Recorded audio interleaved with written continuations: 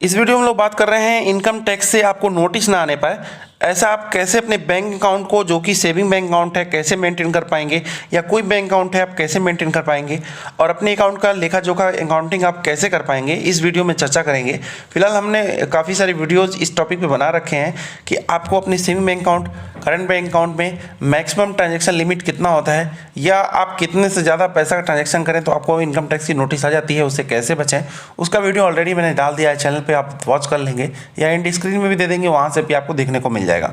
अभी इस वीडियो में स्पेशली हम बात करने वाले हैं कि आप इनकम टैक्स नोटिस आने ही ना पाए, आप ऐसा कंडीशन ही नहीं पैदा होने दें, ऐसे के लिए आप क्या करें। स्पेशली इस वीडियो में मात्र इसी बात पे चर्चा करेंगे। तो देखिए, जब भी आप पैसे अकाउंट में ट्रांसफ़र करते हैं या भेजते हैं तो पैसे बस कहीं से आते हैं तो भेज देते हैं, या आप कहीं से भेजते हैं तो डायरेक्टली भेज देते हैं, जबकि वहाँ पे कोटेशन का, रिमार्क्स का एक ऑप्शन होता है। तो इस बात का ज़रूर ध्यान रखें, अक्सर लोग उसका प्रयोग नहीं करते हैं।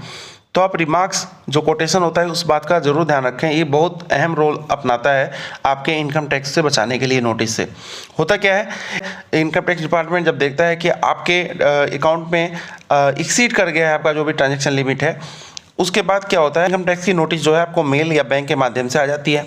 फिर आपका अकाउंट होल्ड कर दिया जाता है, फिर आप पैसे ट्रांजैक्शन नहीं कर पाते, तो आप बैंक जाते हैं, बैंक पता करते हैं कि क्या हो गया मेरे अकाउंट में।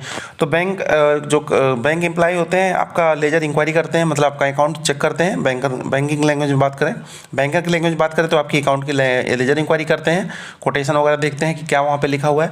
वो तो बैंकिंग लैंग्वेज में हो गया। आपके लैंग्वेज में हो गया, आपके अकाउंट का आपके अकाउंट को चेक करते हैं, आपके अकाउंट में क्या प्रॉब्लम है।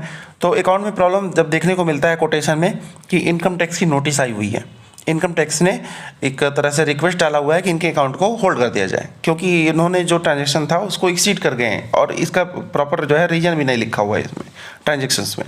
तो आपको इस बात का जरूर ध्यान रखना है, जब भी आप पैसे कहीं ट्रांसफ़र कर रहे हो या कहीं से पैसे आ रहे हो, तो वहाँ पे एक नीचे ऑप्शन होता है रिमार्क्स का। ठीक है, मैं पैसे भेज के काफ़ी बार दिखाया हूँ, उसमें रिमार्क का ऑप्शन कैसे होता है, कहाँ होता है, वो भी मैंने दिखाया है। मोबाइल बैंकिंग के माध्यम से या नेट बैंकिंग के माध्यम से भी ट्रांसफ़र करें हैं पैसे, तो उसमें मैंने आपको दिखाया है, बताया है, चैनल पे वॉच कर लीजिएगा, पड़ा हुआ है। तो रिमार्क्स का जरूर यूज़ करें, उसमें ज़रूर लिखें कि आप पैसे किस लिए ट्रांसफ़र कर रहे हैं। होता क्या है, इनकम टैक्स की नोटिस कोई ज़रूरी नहीं है कि 1 साल, 2 साल, 3 साल में आए, कभी कभी ये 6 से 7 साल लग जाता है इसकी टाइमिंग को पूरा होने में। मतलब आपके ट्रांजैक्शन का जो लिमिट है, हो सकता है जो लिमिट है वो क्रॉस नहीं कर पा रहा है, तो हो सकता है 6-7 साल में आप लिमिट को मैक्सिमम बहुत ज़्यादा ही क्रॉस कर लें। हो सकता है 2-3 साल तक आप नहीं यूज़ कर रहे अकाउंट, लेकिन उसके बाद लगे यूज़ करने, तब तो इनकम टैक्स की जो नोटिस आएगी वह मैक्सिमम जो ट्रांजैक्शन होगा वो तो पर ईयर होता है, ये तो बात पता होगा आपको, लेकिन जो मैक्सिमम एक मंथ का होता है, 1 साल का होता है, या 2-3-4 साल, 5 साल, 6 साल का होता है, अगर सबको जोड़ा जाए, अगर वो क्रॉस कर जाता है, एक्सीड कर जाता है, तो इनकम टैक्स क्या करता है, आपको नोटिस दे देता है। अब जब नोटिस देता है तो आपको बात याद नहीं रहती पैसे कहाँ से आए थे, वो कहाँ गए, इसी बात का आपको क्लेरिफिकेशन देना होता है।